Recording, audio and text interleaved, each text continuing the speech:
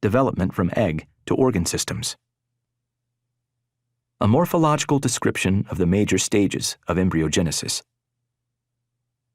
Long before the major advances brought about by fruit fly genetics, embryologists described the stages of embryo development in terms of visible attributes of interacting cells. This process is a fascinating one that is routinely studied from an anatomical point of view by students of various medical professions. A very brief description of some of these stages is as follows. 1. Fertilization. The fusion of a sperm cell from the father with an egg cell from the mother to form a fertilized egg, known as a zygote. 2.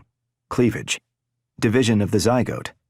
This takes various forms in various animals.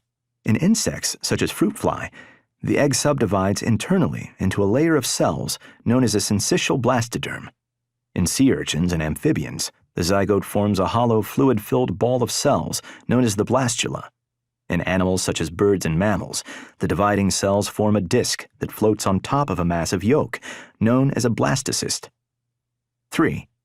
A layered structure, essentially a tube within a tube, is formed by the inward movement of cells.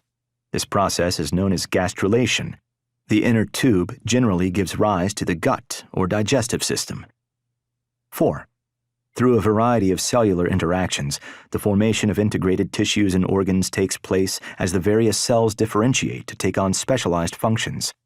For example, in vertebrates, a process known as neurulation gives rise to the brain and spinal cord.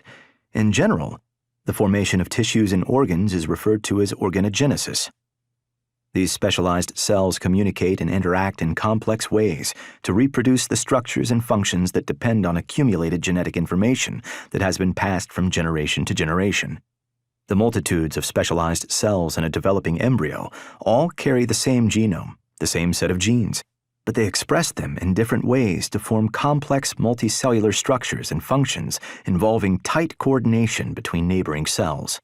This requires elaborate patterns of intercellular signaling. Some of the major ways that this is accomplished include the following innovations in multicellular eukaryotes. 1.